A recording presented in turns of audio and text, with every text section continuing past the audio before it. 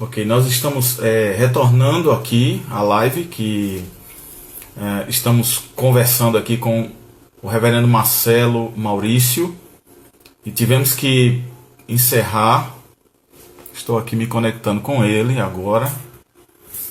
Tivemos que encerrar nesse área e ter mais tranquilidade com o assunto que é extremamente vasto. Então, deixa eu ver se ele está voltando. Pronto. Muito bem, reverendo. Algo interessante, mas muito interessante, quando eu estava falando no início, acerca de alguns conceitos, até com relação ao racismo, e, claro, essa ligação da fé e da igreja, um diferencial aí importante com relação à discriminação, a preconceito, que você colocou no início, e me parece que, acompanhando aqui a sua fala, não é, toda a estrutura, ela acabava que por descansar, eu posso assim dizer, no racismo estrutural. Se não me falha a memória, os pontos que eu recolhi aqui das suas informações está muito ligado ao racismo estrutural, claro, ao institucional, de instituições públicas, privadas e no sentido de igreja também, não é? Muito bem explicado, mas me parece que o estrutural ele é extremamente delicado, não é?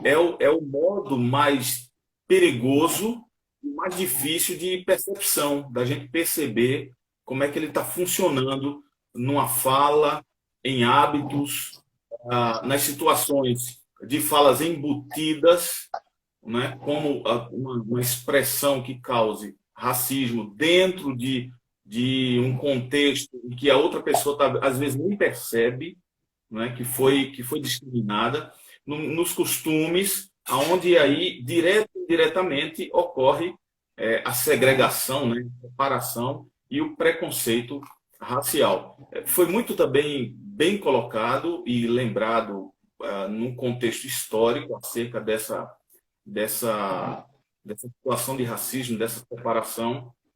Eu estava me lembrando aqui dos gregos latinos, né, ali na antiguidade, que faziam essa separação dos estrangeiros, chamando de bárbaros, por exemplo. E logo depois, aí mais à frente, nos idos que também o reverendo Marcelo falou, nos séculos aí agora 16, 17, vem a expansão marítima, vem o comércio, a colonização norte-americana, principalmente, que é uma grande influência para o Brasil, até hoje, principalmente na linha religiosa, né? Nós temos aí o chamado Novo Mundo americano, né? E isso é chamado pelos europeus, né? É uma expressão lá da Europa. Há ali um genocídio dos povos, né, nativos e, claro, como consequência, a escravização dos povos africanos. E a tentativa desse povo, dessa colonização, é justamente tentar justificar as relações de poder, né, numa suposta hierarquia aí das raças, para falar sobre eu sou melhor porque eu sou branco e você não é nada porque você é negro, né? Houve estudo sobre o crânio, né? Certamente o reverendo deve saber disso, a questão da forma do crânio, do negro e do branco, para a questão de inteligência, quem tinha mais capacidade, quem podia fazer coisas melhores, e aí isso gerando, claro, essa segregação terrível que nós temos visto hoje, com o fato de um racismo velado dentro da igreja, como o senhor deixou claro, que não há um explícito e biblicamente não há e não deve haver, por conta até dos textos que nós lemos aqui, né? Mas há um velado, né? Aquele que eu gostaria também que o reverendo destacasse, essa questão do racismo velado, e depois dele, por favor, se possível, entrando nessa questão mais explícita da sociedade, da qual a igreja faz parte, aonde eu quero aqui destacar três casos públicos e que foram notórios e a imprensa denunciou e comentou, E aí, no início, eu me lembro depois de tantos casos, o basta e o até quando, né? Então, o reverendo lembrou aí no dia 14 de fevereiro de 2019, lá o Pedro Gonzaga, né? Estou bem lembrado aqui. Em 2014, também teve ali na área dos esportes o goleiro Pedro, não Pedro, o goleiro Mário Lúcio, né? O Aranha, né? O chamado Aranha, foi chamado claramente de macaco pela torcida gremista, e as câmeras filmaram e viram as expressões labiais das pessoas. Um outro caso ali, em 91, do Rodney King, que foi um taxista americano, foi espancado por 4 policiais brancos. Até eu li uma matéria na época que tinha o número de pancadas que ele levou, 58, se não me falhe memória. Então, um caso seríssimo durante uma blitz. Eu acho que certamente não foi levado em conta o que deveria ter sido feito naquela blitz, como um ato sério apenas de investigação, se ele estava com o carro com algum problema, uma carteira de habilitação vencida, o documento do carro pago ou não. O que acontece ali é uma tragédia. E logo depois, uma segunda tragédia vem no ano seguinte, com o julgamento daqueles policiais por um júri completamente branco, né? É um caso bem alarmante.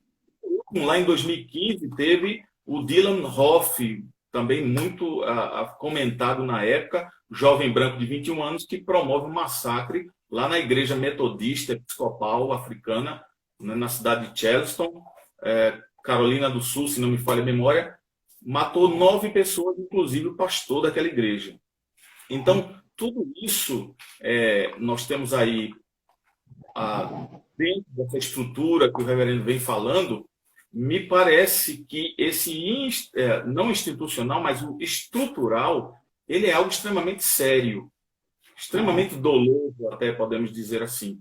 E só fechando aqui o meu raciocínio, quando o reverendo falou do shopping, na ida ao shopping, para que, bom, eu ando organizado, bem vestido, boto um terno e vou lá, para que não seja confundido ou discriminado explicitamente. Eu, assistindo uma matéria essa semana sobre a favela do Rio de Janeiro, uma das favelas do Rio de Janeiro, foi terrível ouvir que um garoto, um jovem, acho que tinha 10 anos de idade, dizendo ao repórter que ele aprendeu desde cedo a se comportar diante da polícia. Apresentar as mãos aonde os policiais possam ver, não encará-los e também não falar grosso, porque isso levaria a um risco iminente, não é, contra a sua vida, e, claro, o racismo estaria por trás disso. Então, reverendo, diante dessas colocações aqui, eu gostaria que o reverendo continuasse a sua fala para poder também fechar o seu raciocínio lá no final da primeira live, por favor. O basta nessa situação, eu só vejo uma saída. Isso me reporta aos anos de 1700, porque a história retrata a vida de um homem que considerava negros pessoas inferiores, que tratava brutalmente, que tratava-os pior do que animais. Eu estou me referindo a John Milton, um ex-capitão de navio inglês, escravocrata, um homem terrível. E a mudança que aconteceu na vida desse homem, que se tornou pregador do evangelho cristão e defensor de que todos foram criados iguais perante Deus, é Amazing Grace, que é o meu hino preferido, né? Por maravilhosa graça em português. E eu creio que não é à toa que essa poesia se tornou conhecida no mundo todo, tanto no meio cristão como no meio secular, filmes, em peças, teatrais. Você pode ouvir a Amazing Grace e ela retrata o basta que acontece na vida de alguém que genuinamente é transformado por Cristo. E essa compreensão de que não há livre não há escravo, não há homem, não há mulher, é que faz com que a gente consiga sair de dentro de nós mesmos para amar o próximo, independentemente de que cor ele é, se é pele vermelha, amarela, branca ou negra. É aí que a gente consegue dar um basta. Eu não acredito que movimentos sociais por si só sejam capazes de fazer essa mudança, porque é uma mudança que tem que acontecer no interior do indivíduo. Você olhar e perceber que você está vendo alguém criado à imagem e semelhança de Deus. E, portanto, você não pode tratá-lo, nem se reportar a ele ou a ela de uma maneira diferente da que Deus o faria, né? Agora, se advoga aí cotas para negros nas universidades, maior acesso à educação, como sendo elementos que, por si só, sejam capazes de resolver a questão. Eu diria que amenizam, porque, por exemplo, o tratamento dado, aí você vai ter uma sequência lógica, né? O negro não tem acesso à escola, à faculdade, então ele não tem trabalho, então ele vai para a marginalidade, vai para a bandidagem. Por isso que se vê um indivíduo na rua e ele é de cor negra, então ele é suspeito, porque ele não tem trabalho, ele não tem escolaridade, parte desse pressuposto, né? Mas nós vamos encontrar na história, inclusive, quando a gente olha para a literatura, há um trabalho recentemente que tenta resgatar, porque há muitos autores da nossa literatura que eram negros, mas que na pintura, até pintura em preto e branco da época, eles foram retratados como se negros não fossem, né? E, por exemplo, você olha para a patrística ou para o período dos pais da igreja, e nós vamos ver que essa grande contribuição para o cristianismo acontece na igreja africana, né?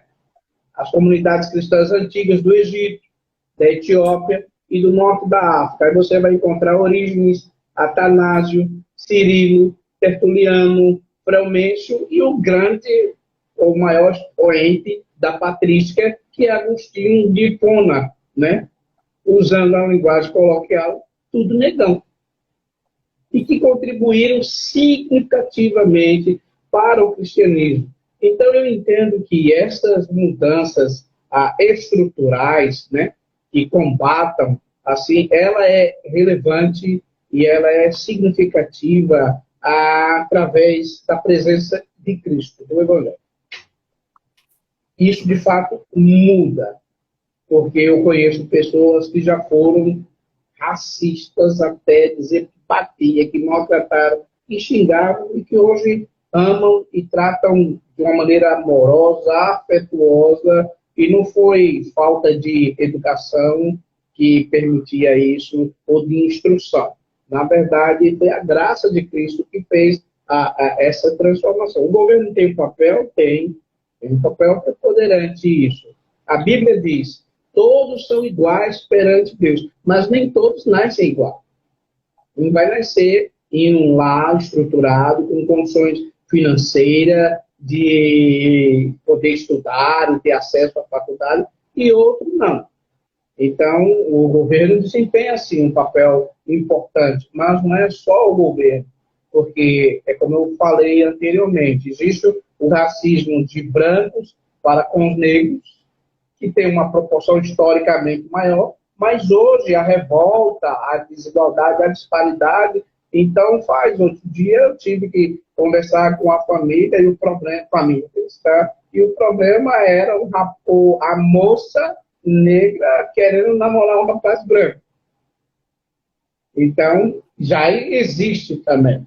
A gente não vai dizer que é a mesma coisa historicamente, mas hoje existe de ambos os lados. Então, eu acredito, sinceramente, que é pelo Evangelho que essa mudança conceitual, estrutural, onde você passa a ver o próximo, ele é o meu próximo, ele é criado à imagem e semelhança de Deus, ele vai desfrutar da vida eterna comigo no céu, na presença de Deus.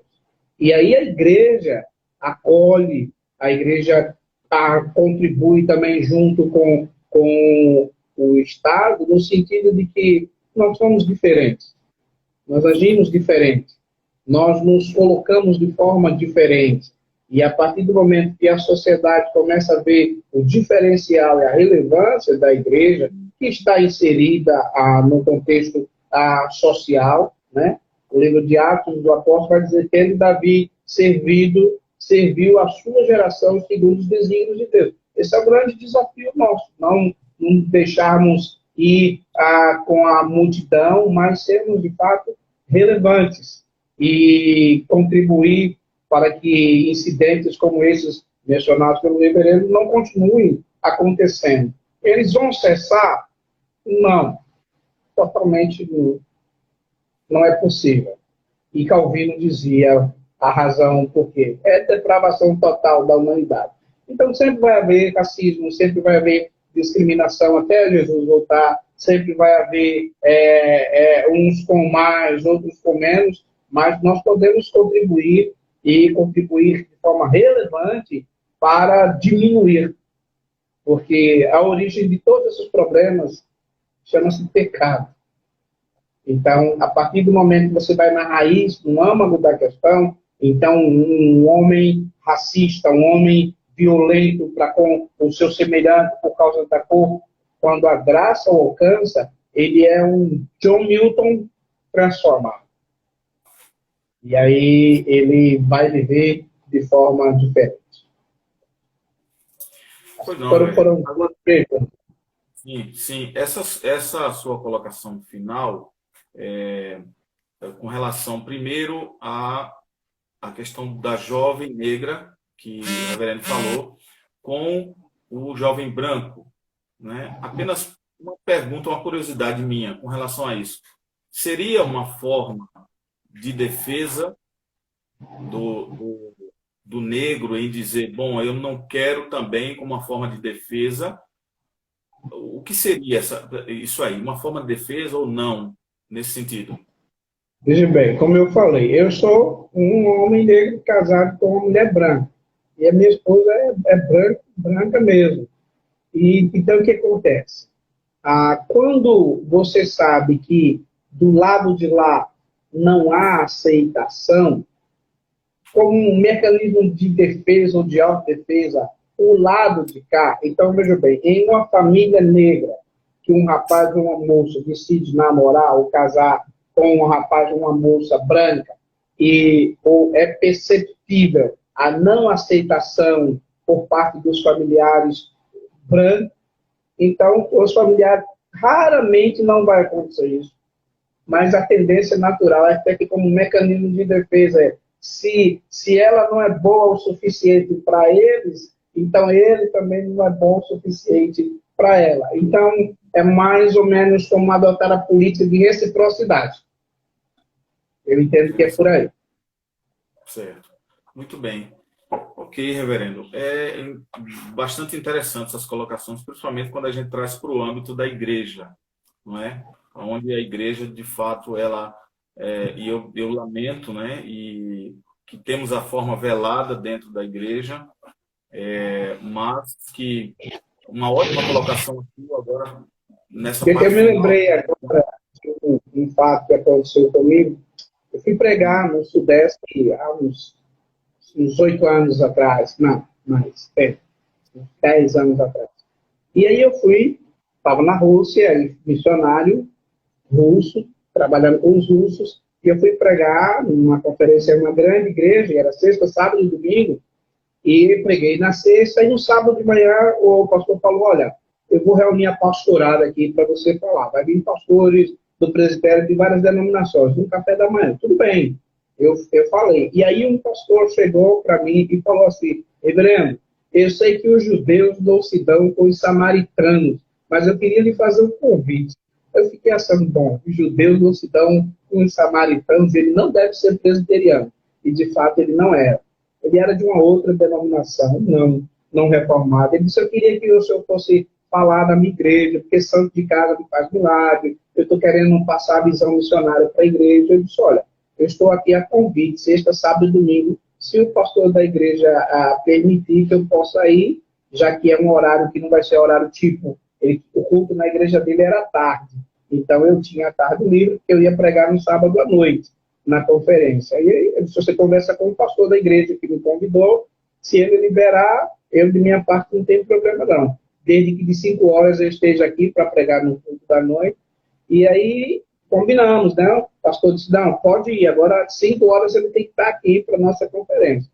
Só que tinha jogo do Atlético Mineiro e do Cruzeiro, já disse o estado e a cidade, né? E aí, engarrafamento terrível. E o pastor me liga e diz assim, olha, eu vou chegar, mas eu vou chegar atrasado na igreja por conta do engarrafamento. Mas está todo mundo lá, já tem um irmão que vai te receber, o superintendente da escola dominical, e ele vai te receber, nem que seja na hora da bênção, eu chego lá. Então, eu já fui para a igreja no caminho, sabendo que o pastor não ia estar lá. E eu não conhecia ninguém da igreja. E aí, espera, o pastor não chega, e dá hora de começar o culto, começa com louvor, e as orações, e a conferência, a entrada das bandeiras e tudo. E chega a hora da pregação, e o pastor da igreja não tinha chegado ainda. Então, o irmão que estava responsável de apresentar, me apresentou nos seguintes termos. Meus irmãos e minhas irmãs, quando eu ouvi falar que ia vir pregar um pastor missionário na Rússia, eu pensei que ia chegar aqui um galegão, dos olhos azuis, 2 metros de altura, mas aí me chega um negão, sem olhos azuis, sem cabelo loiro nem nada, mas é assim que a Bíblia faz e que a Bíblia diz, que Deus pega as coisas loucas do mundo para envergonhar as sábias, e pegam aquelas que nada são para envergonhar as que são. Quando ele está falando isso, eu olho para a porta da igreja e eu vejo o pastor. E o pastor vem andando rápido como um raio para o púlpito, né? E aí o pastor chega, sobe no púlpito, bota a mão no meu ombro e fala assim, reverendo, por favor, me perdoe. Aí toma o microfone lá do irmão, literalmente ele toma o microfone e faz assim, miserável, depois do culto me paga. Mas eu fiquei pensando, e ele me pediu 1000 desculpas depois, né? Mas eu fiquei pensando nas palavras daquele irmão. Quando eu ouvi falar que vinha um missionário da Rússia, eu pensei, bom, se ele é missionário na Rússia, só pode ser loiro dos olhos azuis e tal, né? Então, se você me pergunta, aquele irmão, ele fez de propósito? Não. Mas existe uma coisa cultural que estava incutida na mente dele. E ele falou de púlpito de forma mais natural, sem achar que estava fazendo absolutamente a compreensão que o pastor dele teve de que não seria termos adequados de apresentar um pastor visitante, ele não teve e fez na maior naturalidade. Então, como ele, são muitos. Verdade. Muito sério. Reverendo, quanto a um conselho, quando o senhor falou aí acerca das instituições, ou de grupos, ou da sociedade, acerca das manifestações, não seria recomendado que continue-se, claro, nessa luta, baseados, eu posso dizer, lá em Mateus 5, verso 6, acerca da sede de justiça, da busca pela igualdade, da busca pelo equilíbrio, pelo respeito, não é? Pela visão da igualdade com relação ao que a gente viu lá, Paulo falando aos Gálatas. Não seria recomendado que a própria igreja também ela tivesse imbuída nesse contexto de luta, de busca por essa igualdade? Sim e não. Por que há ambiguidade na minha resposta? Porque, veja bem, via de regra, os pastores, líderes de igrejas que estão envolvidos, extremamente envolvidos, eles trilharam um caminho lamentável, que é a teologia do Leonard Boff. Na verdade, não é do Boff. Ele que tornou a teologia da libertação uma teologia proeminente na América Latina, mas a teologia não é dele, é anterior a ele. É o pessoal da missão integral. Então, nós vamos encontrar aí Ariovaldo Ramos, nós vamos encontrar aí Vitsi, e esse pessoal, termina hoje dizendo, por exemplo, eu ouvi uma palestra não faz muito tempo, e o palestrante muito ligado a essa questão da missão integral, que tem a ver com isso, ele dizia o seguinte: eu não estou muito preocupado se esse jovem vai ser salvo ou se não vai ser salvo. Eu estou preocupado se ele não vai estar na criminalidade, se ele não vai estar nas drogas.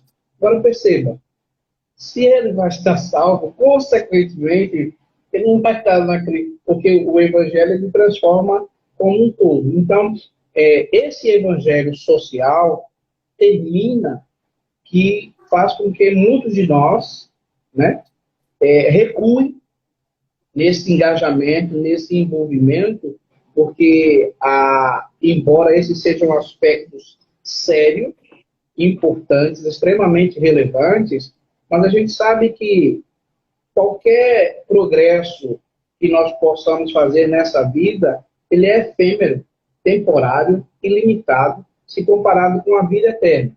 Mas a vida eterna já começa aqui. As benesses do reino elas já são disputadas aqui. Logo, o evangelho, ele transforma o indivíduo como um todo. Se alguém é analfabeto, ele agora vai ser alfabetizado na nova vida em Cristo. Se é alguém que não tem uma oportunidade de um lugar ao sol, ele agora vai passar a ter, porque o verdadeiro evangelho, ele transforma o homem por inteiro, como um todo.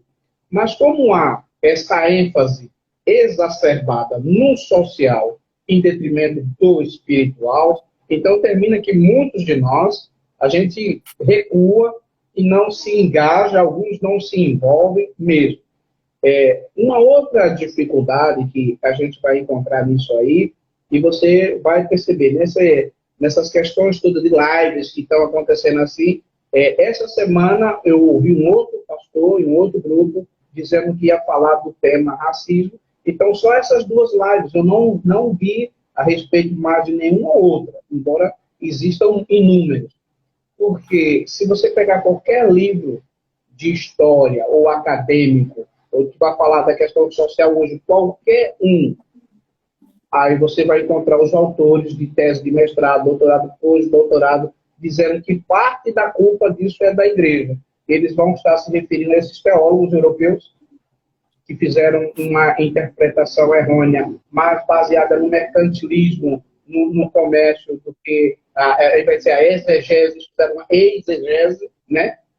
Querendo que o texto falasse aquilo que eles queriam para favorecer os seus interesses. E aí não se fala muito, porque, entre aspas, a igreja teria culpa no cartório. É a partir de interpretações errôneas das escrituras sagradas se justificou a escravidão, o racismo e uma série de coisas que vai descambar nesse âmbito social. Então, não vamos mexer nessa casa de maribondo, não, porque se a gente for retroceder ou voltar, inequivocamente, a gente vai se deparar com essa realidade que, embora nem toda crítica feita à igreja aos teólogos seja pertinente e verdadeira, mas ela não é de toda falsa ou sem motivo.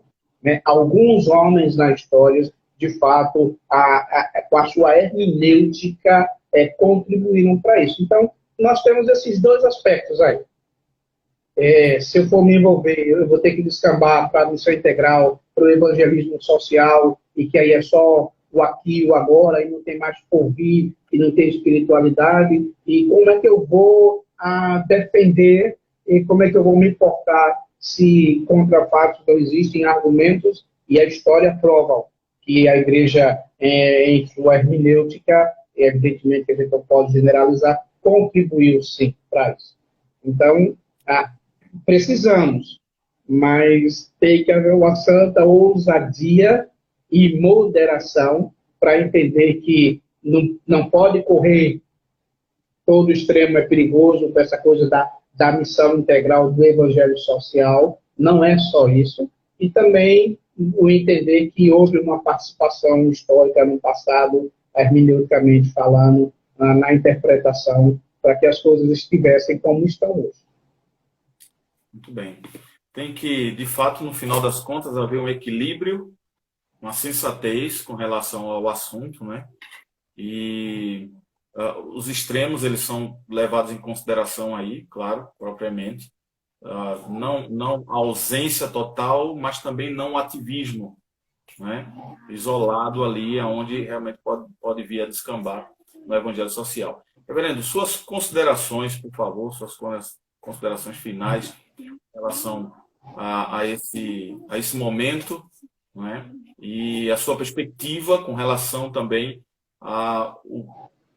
os próximos dias em que temos visto e ouvido esse tema sido debatido, e a gente falou no início aqui sobre o basta e o até quando, né? O reverendo respondeu nas colocações praticamente, mas as suas considerações finais, e nós já de antemão agradecemos a sua disposição, a sua consideração, o seu carinho em estar disposto a falar sobre um tema tão complexo, mas que ao mesmo tempo acaba se explicando quando se volta à história e busca as informações sobre ela. Então, por favor, fique à vontade nas suas considerações finais, Roberto.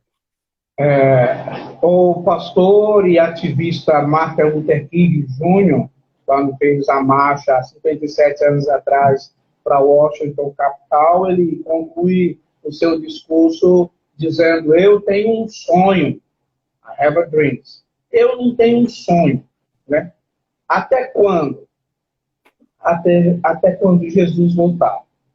Felizmente ou infelizmente, Deus é quem sabe, porque como milenista, eu não espero que as coisas vão melhorar, né? Eu não espero que o mundo vai ficar melhor pós-pandemia, porque as pessoas... Eu me desculpe, você que está me ouvindo, se eu lhe decepciono, mas veja bem, jogadores de futebol, lutadores de boxe, piloto de Fórmula 1, tenistas e técnicos, eles vão continuar ganhando salários milionários, astronômicos, e os profissionais de saúde, médicos, fisioterapeutas, enfermeiros, vão continuar ganhando seus salários, mesmo que a pandemia mostrou quem é relevante em tempos de crise. Quem muda e quem transforma é o Evangelho. Um vírus não tem capacidade. Eu penso que 3 meses depois da pandemia, vai estar todo mundo nos cinemas, nos shows, não vão lembrar assim. É inegável o fato de que entrou para a história o ano de 2020 e assim, alguma coisa vai mudar. Alguma coisa já está mudando. Mas o mundo não vai se tornar melhor, porque a palavra de Deus diz assim, lá em 1 Timóteo, no último dia, os homens serão arrogantes, desobedientes aos pais, amarão mais os prazeres do que Deus, eles vão ser jactaciosos, eles vão odiar uns aos outros. O sermão profético de Mateus 24 também aponta para isso. Então, ele não aponta para um final feliz para o mundo, final feliz para a igreja, quando Cristo irá voltar. Então, eu não creio que o mundo vai melhorar. Então, o racismo não vai acabar? Não vai. Ele vai se tornar mais forte ainda. As diferenças, as desigualdades sociais. O que eu entendo é que nós devemos cumprir o nosso papel, servir a nossa geração. Então, no prédio onde eu moro, na igreja onde eu congrego, na escola onde eu estudo, na faculdade onde eu estudo, na minha vizinhança, no meu trabalho, eu devo ser um agente de transformação no sentido de contribuir para que isso diminua, porque acabar, infelizmente, não vai acabar. Até quando vai ser? Até Jesus voltar. E o basta é quando o evangelho entra, como foi na vida de John Milton, e transforma e muda. E a pessoa que odeia, ela passa então a amar agora, porque ela foi mudada, não por um vírus. Então, eu tenho o meu papel, você tem o seu papel, e à medida em que nós testemunhamos essa graça transformadora, nós anunciamos para o mundo que todos os homens, ou ser humano, são criados iguais diante de Deus. Ricos, pobres, brancos, negros, amarelos, peles vermelhas, todos são iguais. Agora, o Evangelho ele me faz pensar. Uma das coisas boas do Evangelho é que ele me faz pensar. E João Alexandre tem uma música muito interessante que ele diz: é proibido pensar. Então, refletir de que mesmo embora todos sejam criados iguais perante Deus, nem todos nascem iguais. Se nós conseguirmos entender essa diferença, que o homem foi criado igual, o ser humano igual perante Deus, mas nem todos os homens nascem, e evidentemente eu estou me referindo não ao processo do nascimento, mas os contextos sociais em que cada indivíduo nasce. Então, eles são criados iguais perante Deus, mas nem todos nascem iguais perante uns aos outros. Então, entendendo isso, nós vamos ser extremamente relevantes na contribuição enquanto Igreja do Senhor para que essa situação, ainda que ela não acabe, mas que ela possa ser melhorada. Porque, por um lado, o mundo sem Deus, ele vai piorando dia a dia até a volta de Cristo. Mas nós, hoje, devemos ser mais santos do que fomos ontem. E devemos ter o compromisso de amanhã ser mais santos do que fomos hoje, mais parecido com Jesus. Então, eu concluo dizendo, eu não tenho um sonho, como Martin Luther King tinha, porque para mim é realidade. Depois disso, vi uma grande multidão de todas as línguas, raças, povos e nações diante do trono, dizendo: Santo, Santo, Santo, Senhor Deus poderoso, que era, que é e que há de vir. De todas as tribos, raças, línguas e nações, diante do Cordeiro, louvando. Então lá não vai ter segregação. Lá não vai ter racismo. Lá não vai precisar de cota para entrar. Lá a polícia não vai olhar de maneira atravessada, diferente ou desconfiada, né? Novo nome, novo corpo, novo céu, onde habita a justiça e onde reinará a paz eternamente. Então, eu não tenho um sonho, eu tenho uma realidade. E, em breve, vai se cumprir. Mas a gente está entre um já e ainda não. Já entramos no reino, mas não em toda a sua plenitude. Então, nos compete salgar, brilhar, para que o mundo possa aprender conosco que todos foram criados iguais perante Deus, ainda que nem todos nasçam iguais. Amém. Muito bem, reverendo. Muito bem. Obrigado pelas suas considerações. Eu agradeço. Essa nossa conversa com a Gálatas 3:28, né? E quero encerrar também com ele. Não há judeu nem grego, escravo ou livre, homem nem mulher, pois todos são um em Cristo Jesus. E isso, claro, na plenitude se dará, como o reverendo falou aí no seu final, no último dia. Querido, muito obrigado. Deus o abençoe profundamente. Foi um prazer e uma alegria revê-lo, agora não pessoalmente, mas porque tivemos o prazer de ter a sua presença lá em Jardim de São Paulo, quando fizemos a conferência missionária, né, com um tema, inclusive, muito novo para o reverendo, e eu lembro das suas palavras sobre criança, evangelização de criança.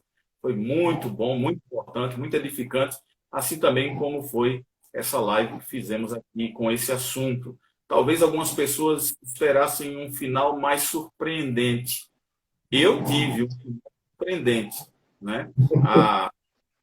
Para onde o reverendo Marcelo apontou o que nós falamos aqui sobre fé, igreja e racismo, dentro do que foi comentado, nós acabamos naquilo que é pertinente, que é o Evangelho do Senhor Jesus Cristo, né? Que é o governo justo do Senhor justo.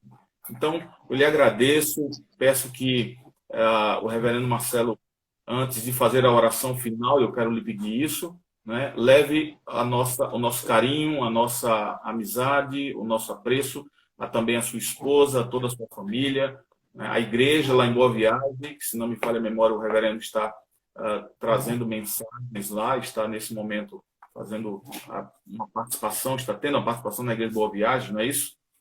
Um colegiado de pastores lá, né? Como pastor auxiliar. Leva o nosso abraço também lá. Eu quero agradecer aqui do fundo do coração a todos aqueles que nos acompanharam até agora, desde o primeiro momento da live, né? Estão aqui conosco, algumas pessoas. Eu acabei não anotando o nome, mas sintam-se abraçadas e recebam a graça e a paz de Cristo, a bênção do Senhor. Então, por favor, reverendo Marcelo, nos eleve a Deus em oração e assim nós estaremos encerrando esse momento do nosso Senhor Jesus Cristo. É um prazer poder estar junto aqui com vocês. Bondoso Deus, nós louvamos o Teu nome por Teu amor, Tua graça nas nossas vidas.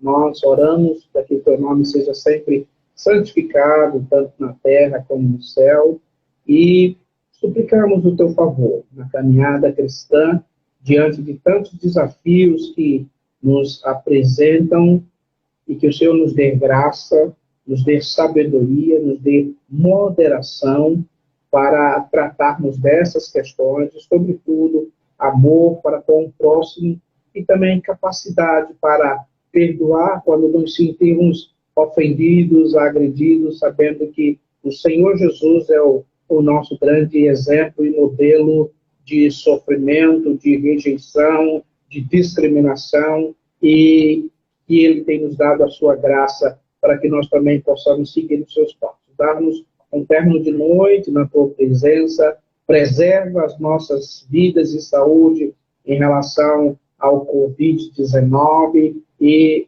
dá graça e tem misericórdia daqueles que porventura foram infectados e que estão enfermos, que o Senhor os ajude e restabeleçam sua saúde. Pai, nós assim oramos e te agradecemos em nome de Cristo Jesus. Amém. Amém. Querido reverendo, um grande abraço, Deus abençoe, tenha uma boa noite. Amém. Nos vemos em breve, se Deus quiser. Fica na Amém. paz. Amém.